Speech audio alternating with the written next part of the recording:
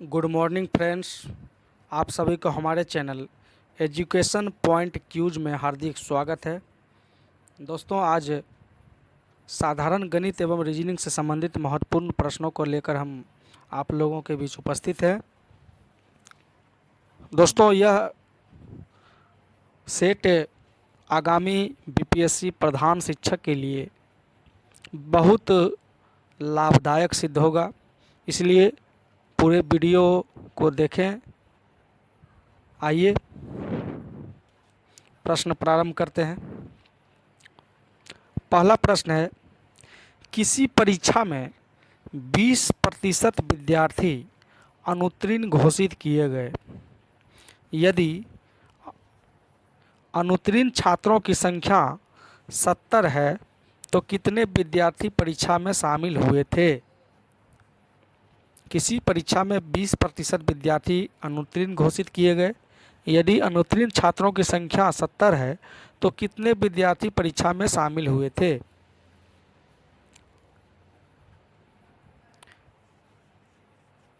चलिए इसे हल करने का प्रयास करते हैं। दोस्तों, आप लोग भी वीडियो को रोककर हल कर सकते हैं। दोस्तों, इस तरह का यदि प्रश्न आएगा तो आपको करना क्या है,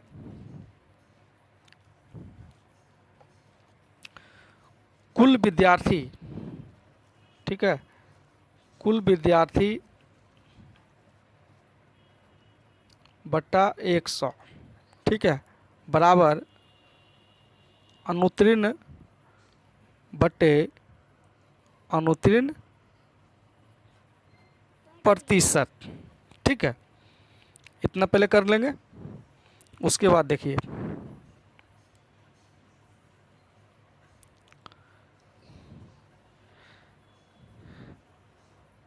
सत्तर बटे कुल अनुत्तीर्ण हो गए 70 और प्रतिशत कितना है दोस्तों 20।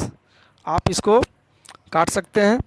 ठीक है, 20 पचे 100 और 5 गुने ये क्या होगा, 5 गुने 70 बराबर कितना आया दोस्तों 350। डी नंबर का देखिए ऑप्शन दोस्तों 350। ठीक है, इस तरह का यदि प्रश्न आएगा दोस्तों तो कुल विद्यार्थी बटे 100 बराबर अनुत्तीर्ण बटे अनुत्तीर्ण प्रतिशत। ठीक है, इस तरह से आप हल कर सकते हैं।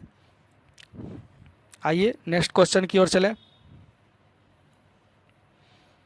दूसरा प्रश्न है दोस्तों, कितना का 40% 20 होगा। कितना का 40% 20 होगा। बाय ऑप्शन आप इसे हल करने का प्रयास करेंगे। दोस्तों, चलिए हम प्रश्नों को हल करते हैं। देखिए, कितना का, ये दोस्तों ये हो गया आपका ए और 40% जो है ये आपका हो गया बी और ये क्या हो गया सी। तो दोस्तों ए तो हमको अभी पता नहीं है।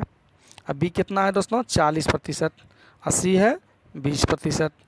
चलिए, तो हमें निकालना क्या है ए बराबर, तो ए बराबर होता है दोस्तों सी इंटू 100 बटे बी। ठीक है ना, अब इसको चलिए इसको अरेंज कर लेते हैं। सी कितना है दोस्तों 20। चलिए, सी 20 है तो 20 इंटू 100। अब बी कितना है दोस्तों, बी है 40। चलिए अब इसको काट लें, 20 दूनी 40, आइए 50। राइट आंसर क्या होगा दोस्तों 50, यानी 50 का 40% 20 होगा, ये डी नंबर। ठीक है, इस तरह का यदि प्रश्न आ गए दोस्तों तो इसी तरह बनाना है। चलिए नेक्स्ट क्वेश्चन की ओर चले। तीसरा प्रश्न है दोस्तों, एक आयत की लंबाई 40% बढ़ा दिया जाए तो क्षेत्रफल को समान बनाए रखने के लिए चौड़ाई कितना प्रतिशत कम करना चाहिए। एक आयत की लंबाई 40% बढ़ा दिया जाए तो क्षेत्रफल को समान बनाए रखने के लिए चौड़ाई कितना प्रतिशत कम करना चाहिए। आइए दोस्तों, आप वीडियो को रोककर प्रश्नों को हल कर सकते हैं। आइए फिलहाल हम इसे हल करने का प्रयास करें। देखिए, कमी प्रतिशत कमी प्रतिशत बराबर क्या होगा, 40% बढ़ा दिया जाए, यानी कि 40 इंटू 100 अब बटे 140। ठीक है, ये 140 कहाँ से हुआ दोस्तों, 100 प्लस 40।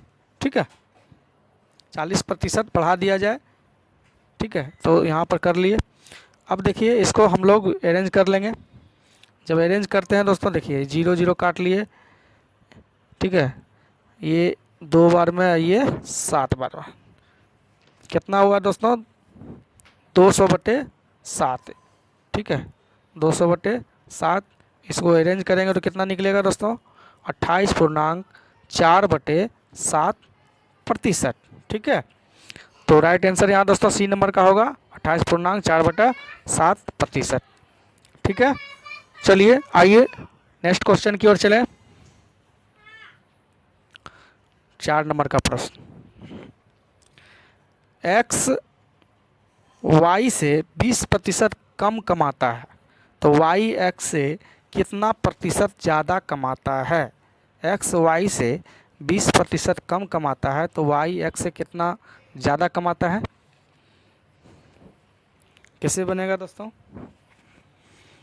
आप अपना बनाइए दोस्तों, हम इधर अपना बनाते हैं। चलिए, ज़्यादा प्रतिशत बराबर क्या होगा,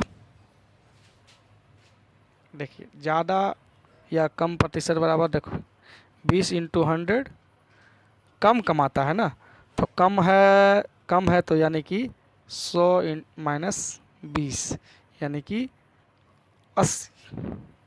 देखिए 20 चौक 80, इसको काटेंगे तो 25 यानी कि 25%। राइट आंसर हो जाएगा सी नंबर का, 25% ज़्यादा कमाता है। ठीक है, 25% ज़्यादा कमाता है। आइए नेक्स्ट क्वेश्चन की ओर चलें। 5 नंबर का प्रश्न है, 2 लगातार धन पूर्णांकों का योग 13 है तो उनके वर्गों का योग क्या होगा।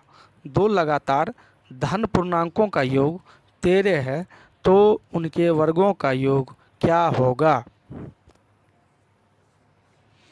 किस प्रकार बनाएंगे दोस्तों इसे,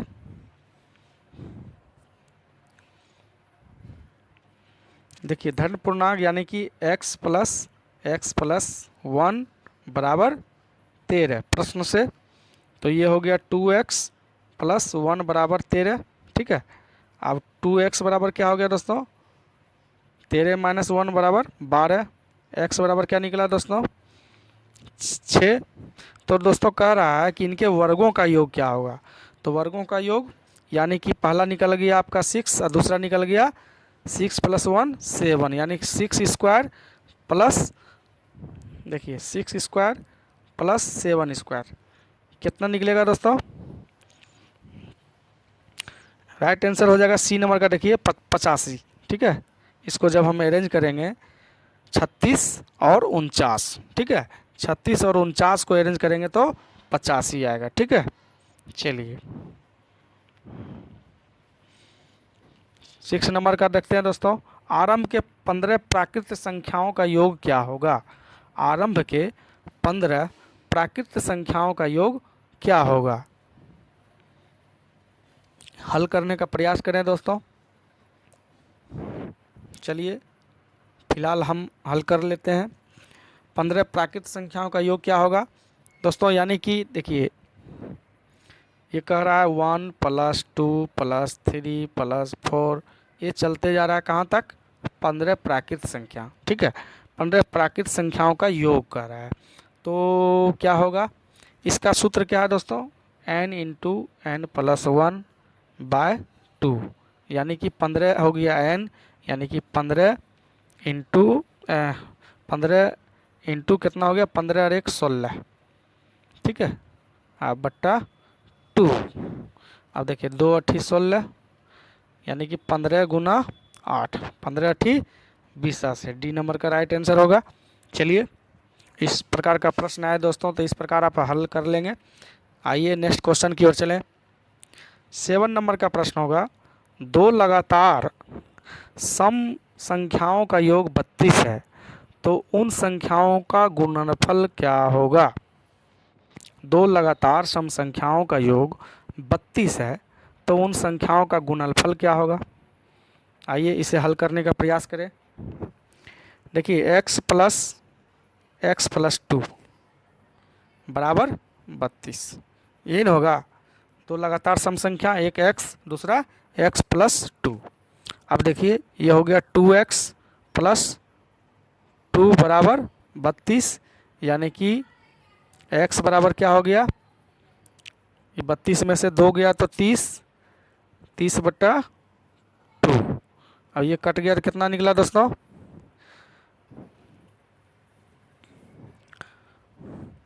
15 है ना। 15 निकला, पहला संख्या 15 निकल गया दोस्तों, तो दूसरा संख्या क्या निकलेगा, 17।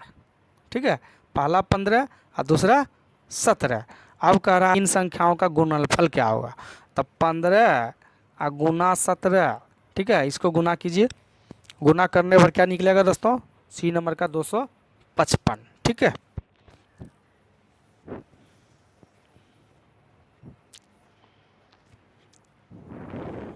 आइए 8 नंबर का प्रश्न देखते हैं।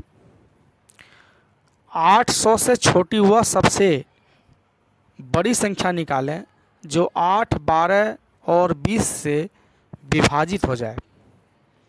ठीक है, 800 से वह बड़ी संख्या निकालें, बड़ी से बड़ी संख्या जो 8, 12 और 20 से विभाजित हो जाए। चलिए क्या होगा राइट आंसर। तो सबसे पहले क्या करेंगे, 8, 12 और 20, इसका क्या हो गया एलसीएम,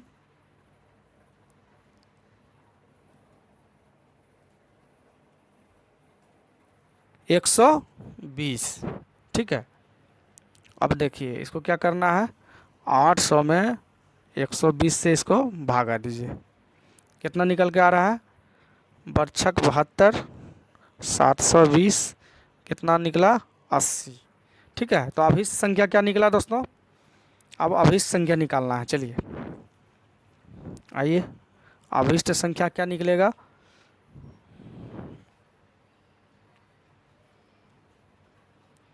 अभिष्ट संख्या बराबर हो गया 800, अब माइनस वहाँ शेषफल कितना बचा था दोस्तों, 80।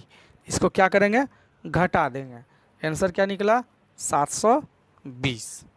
ठीक है, देखिए यहाँ क्या करना है कि यदि किसी संख्या में से भाजक माइनस शेष जोड़ने पर भाजक से कटने वाली संख्या मिलती है और किसी संख्या में से शेष घटाने पर भाजक से कटने वाली संख्या मिलती है। ठीक है, नोट कर लीजिए कि किसी संख्या में भाजक माइनस शेष जोड़ने पर भाजक से कटने वाली संख्या मिलती है तथा किसी संख्या में से शेष घटाने पर भाजक से कटने वाली संख्या मिलती है।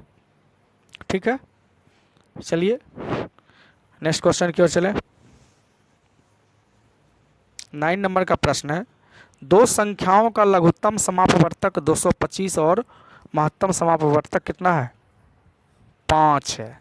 यदि उनमें से एक संख्या 25 है तो दूसरी संख्या क्या होगी। ठीक है, हल करने का प्रयास करेंगे दोस्तों। चलिए हम हल करते हैं, दो संख्याओं का लोस। तो दोस्तों इस तरह से यदि रहे क्वेश्चन तो दूसरी संख्या कह रहा है ना, तो दूसरी संख्या बराबर क्या होगा, दूसरी संख्या बराबर होता है लोसो इंटू मोसो। देखिए लोसो इंटू मोसो अब बटे पहली संख्या, तो सूत्र सबको पता है दोस्तों। अब इसको निकाल लेंगे, देखिए 225 इंटू 5 और पहली संख्या कितना है 25, अब इसको काट लेंगे, तो 5 पचे 25 और 5 को पढ़ेंगे कितना बार में, 45 बार में। ठीक है, 45 बार में पढ़ेंगे तो कितना आएगा, देखिए राइट आंसर सी नंबर का 45। ठीक है, नेक्स्ट क्वेश्चन है 10 नंबर का दोस्तों। 15 मजदूर एक बगीचे की सफाई 8 दिन में करता है। यदि काम पर 10 मजदूर ही लगाए जाए तो काम पूरा होने में कितना अधिक समय लगेगा। यदि 15 मजदूर एक बगीचे की सफाई 8 दिन में करता है और यदि काम पर 10 मजदूर ही लगाए जाए तो काम पूरा होने में कितना अधिक समय लगेगा। प्रश्नों को हल करने का प्रयास करेंगे दोस्तों। आइए, इस प्रकार का प्रश्न किस प्रकार हल करेंगे। तो चूंकि 15 मजदूर किसी काम को कितना दिन में करता है, 8 दिन में, इसलिए एक मजदूर 8 गुना 15 और 10 मजदूर करेगा 8 गुना 15, 8 गुना 15 बटे 10। ठीक है, तो 5 दूना 10, 5 तिया 15, 2 चौके 8, यानी कि निकला कितना, 12 दिन में। ठीक है, तो कितना दिन में यहाँ काम पूरा हो रहा है, 12 दिन में। अब है कि समय कितना अधिक लगा। तो समय कितना अधिक लगा दोस्तों, पहले काम कितना दिन में हो रहा था, 8 दिन में, अब काम कितना दिन में हुआ, 12 दिन में, तो कितना अधिक लगा, 4 दिन में, बी नंबर का 4 दिन में। ठीक है, 4 दिन में। चलिए नेक्स्ट क्वेश्चन की ओर चलते हैं। 11 नंबर का प्रश्न है दोस्तों, ए और बी मिलकर किसी कार्य को 6 दिन में पूरा करता है जबकि बी अकेले 12 दिन में काम पूरा कर लेता है, तो ए अकेले उसी काम को कितने दिनों में पूरा कर लेगा। ठीक है, आइए, ए और बी मिलकर किसी कार्य को 6 दिन में पूरा करता है जबकि बी अकेले 12 दिन में काम पूरा करता है, तो ए अकेले उसी काम को कितने दिन में पूरा करेगा। यह टाइम एंड वर्क का प्रश्न है दोस्तों। इस प्रकार का यदि प्रश्न रहेगा तो किस प्रकार हल करेंगे। देखिए, दो में से एक को अकेले काम करने में लगा समय, ठीक है, अकेले में लगा समय बराबर क्या होता है, समयों का गुना। ठीक है, समयों का गुना अब बटे समयों का अंतर। ठीक है, इतना कर लेंगे। तो किस प्रकार करेंगे, चलिए, 12 गुना 6 अब 12 माइनस 6, इतना कर लेंगे।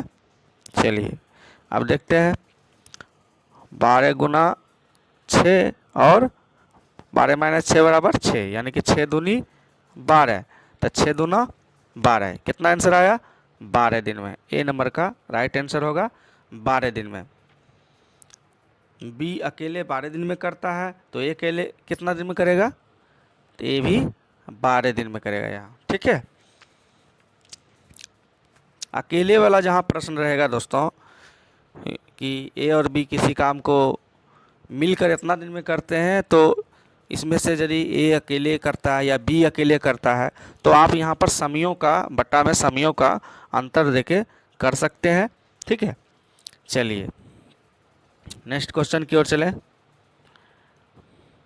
एक आदमी 15 किलोमीटर प्रति घंटा की चाल से कार्यालय 2 घंटा में पहुंचता है। यदि वह अपनी चाल 5 किलोमीटर बढ़ा दे तो उसे कार्यालय पहुंचने में कितना समय लगेगा।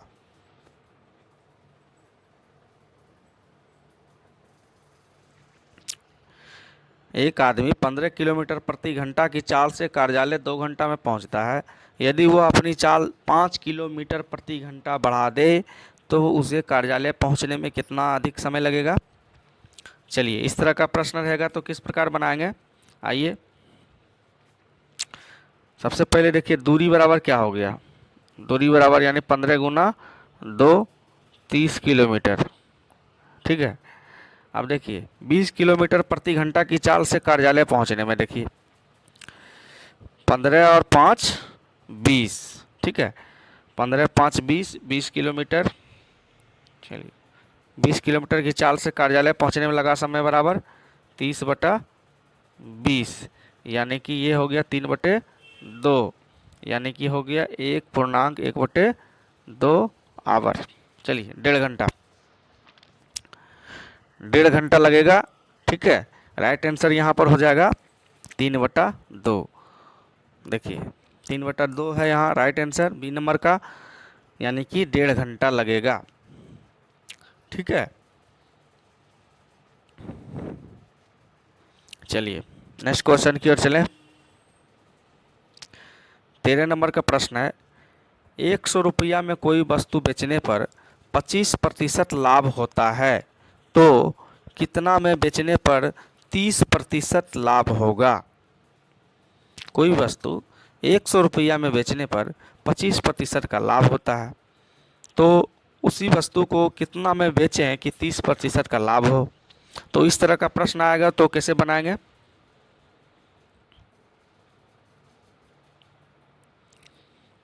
देखिए 100 इंटू लाभ कितना है 30% है ना, 30% लाभ है तो 130 बट्टा में 25% लाभ यहाँ हो रहा है तो 125, ठीक है। देखिए जल्दी बनाने का ये ट्रिक है दोस्तों, इस तरह से आप कर सकते हैं। अब इसको काट लीजिए, 25 25 25 से 25 चौका 100, ठीक है।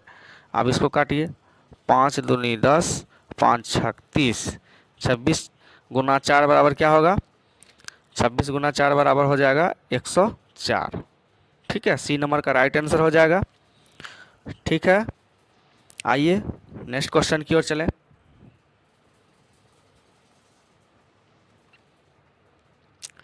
चौदह नंबर का प्रश्न होगा दोस्तों, कितने वर्ष में 500 रुपया का ब्याज 5% की दर से 250 रुपया हो जाएगा। कितने वर्ष में 500 रुपया का ब्याज 5% की दर से 250 रुपया हो जाएगा। ए 5 साल, बी 6 साल, सी 10 साल या डी 12 साल। तो इसको किस तरह से बनाएंगे, आप भी बनाने का प्रयास करें दोस्तों। चलिए प्रश्नों को हल करने का प्रयास करें। तो यहाँ दोस्तों इस तरह का यदि प्रश्न आएगा तो समय के बारे में पूछ रहा है, यानी कि टी बराबर क्या हो गया दोस्तों, सूत्र है ब्याज इंटू 100, ये हो गया मूलधन इंटू दर दिया हुआ था दर, ठीक है। तो यहाँ पर निकाल लेंगे, इसको अरेंज कर लीजिए। टी बराबर क्या है 250 इंटू ब्याज है ये 100 और बटे मूलधन इंटू दर, तो 500 और गुने 5। अब इसको काट लीजिए, ये देखिए 2 बार में कटा, ये यहाँ 50 बार में कटा, ये 5 दहे 50 हो गया। तो राइट आंसर क्या हो गया, सी नंबर का 10 वर्ष, ठीक है। आइए नेक्स्ट क्वेश्चन की ओर चलें।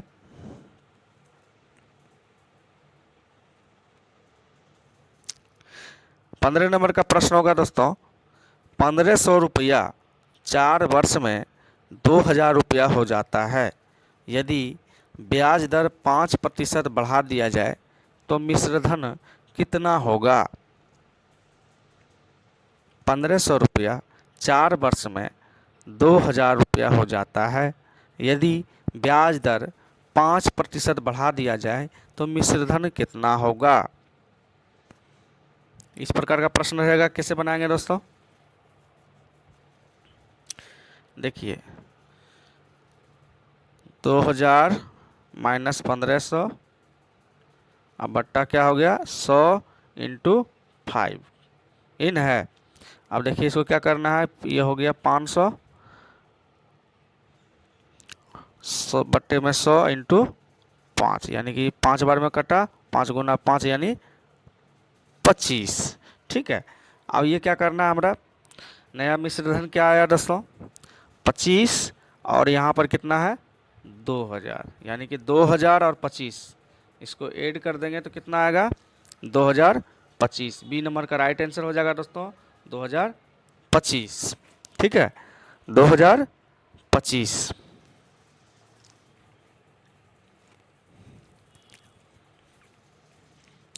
चलिए नेक्स्ट क्वेश्चन की ओर चलें।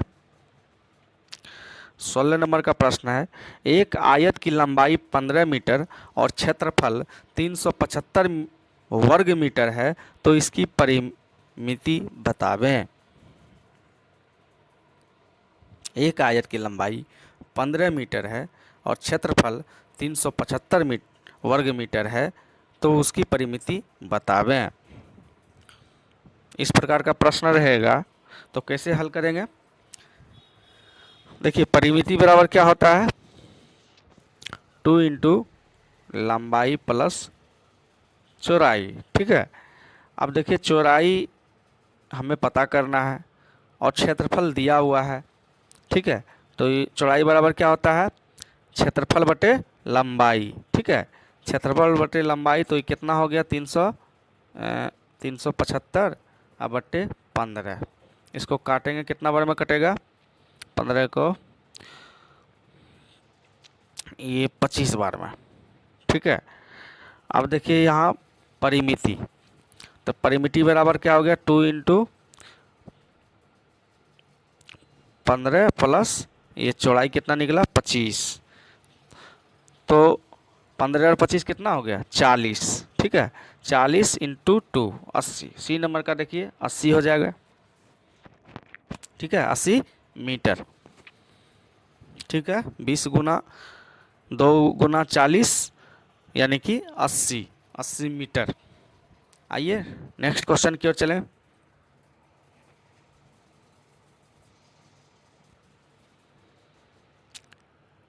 एक वर्ग की भुजा 10% बढ़ाने पर क्षेत्रफल कितना प्रतिशत बढ़ जाएगा? एक वर्ग की भुजा 10% बढ़ाने पर क्षेत्रफल कितना प्रतिशत बढ़ जाएगा?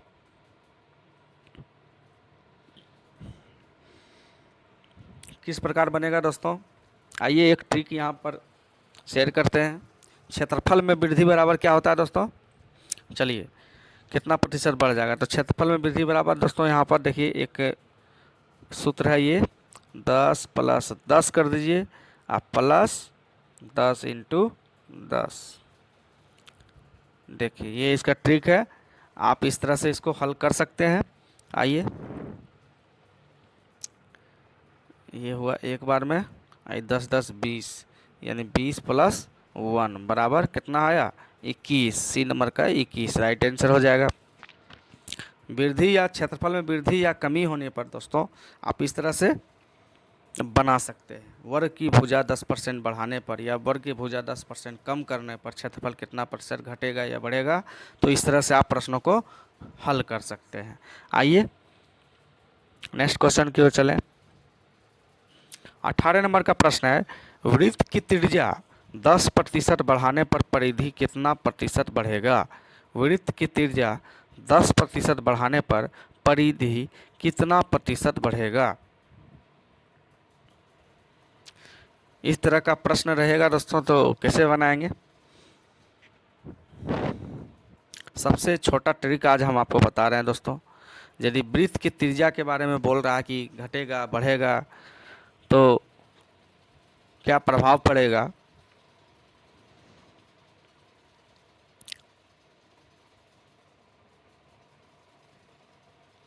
चलिए इसको हल करते हैं। यदि वृत्त की त्रिज्या रहा दोस्तों, यहाँ रहा कि 10% बढ़ाने पर, 20% बढ़ाने पर, 30% बढ़ाने, जो भी रहा, ठीक है, घटाने बढ़ाने, तो उतना ही होगा, 10% ही, ठीक है। कुछ नहीं करना है इसमें दोस्तों, डायरेक्ट 10% ही होगा, ठीक है। किंतु यदि इसे भी नोट कर लिया जाए दोस्तों, यदि परिधि के बारे में पूछेगा कि परिधि को बढ़ाया घटाया गया, तो क्या करेंगे? फिर वही बढ़ेगा, ठीक है। ये 21% हो जाएगा। अभी हम लोगों ने पीछे क्वेश्चन को जो हल किया है दोस्तों कि एक वर्ग की भुजा 10% बढ़ाने पर कितना प्रतिशत बढ़ जाएगा, तो वृत्त की परिधि के बारे में यदि पूछेगा, वृत्त की परिधि बढ़ाने पर घटाने पर, तो हमें उसी तरह का ट्रिक इस्तेमाल करना पड़ेगा, ठीक है। और यदि वृत्त की त्रिज्या के बारे में पूछा जाए, तो जितना बढ़ेगा या घटेगा सेम परिधि भी उतना ही प्रतिशत बढ़ेगा या घटेगा। ठीक है, चलिए नेक्स्ट क्वेश्चन की ओर चलें।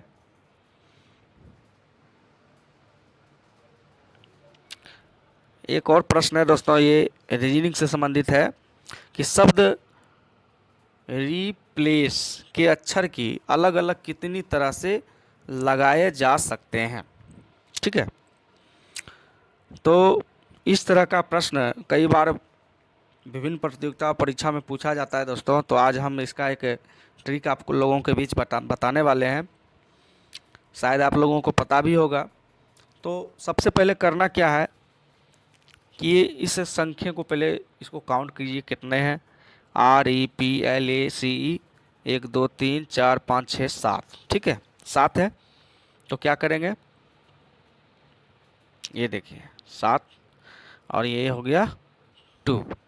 अब इसको क्या करना है, इसको तोड़ना है। 7 है तो 7 गुना 6 गुना 5। ठीक है, घटते क्रम में 5 गुना 4 और 4 गुना 3 गुना 2 गुना 1 गुना 1।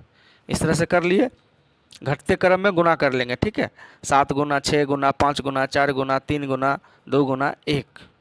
आइए बट्टा में कितना हो गया, 2 है तो 2 का तो 2 ही रह जाएगा, यानी 2 गुना 1 बराबर 2। ठीक है, अब ये कितना आया दोस्तों, आप इसको क्लियर कीजिएगा तो आएगा आपका 5040। अब ये भागा में 2, इसको काटेंगे तो कितना आएगा दोस्तों, 2520 रुपया। डी नंबर का राइट आंसर हो जाएगा 2520 रुपया। मान लीजिए ये 8 अंक का रहेगा तो हमें क्या करना है, 8 गुने 7 गुने 6 गुने 5 गुने 4 गुने 3 गुने 2 गुने 1।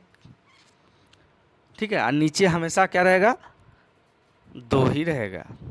ठीक है, चलिए आइए नेक्स्ट क्वेश्चन की ओर चलें।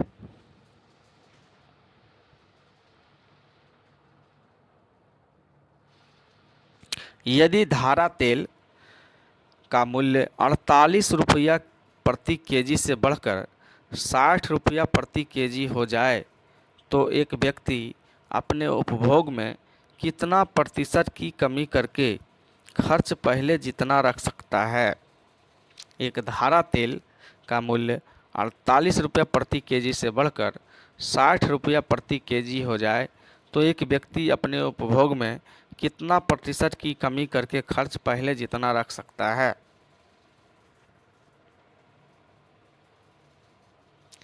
तो इस तरह का यदि प्रश्न रहेगा तो कैसे बनाएंगे दोस्तों, उपभोग में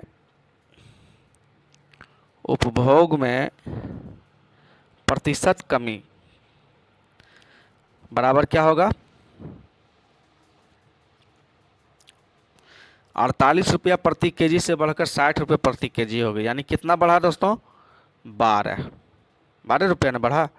चलिए 12 बटे कितना बढ़ के हुआ, 60 रुपये प्रति केजी हुआ था इंटू 100। ठीक है, इतना ही करना है दोस्तों। अब इसको काट लीजिए, 12 पचे 60, अब 5 गुना 20 कितना आया, राइट आंसर सी नंबर का 20%। बस इतना ही करना है। तो दोस्तों उम्मीद करते हैं यह वीडियो आपके लिए ज़रूर लाभदायक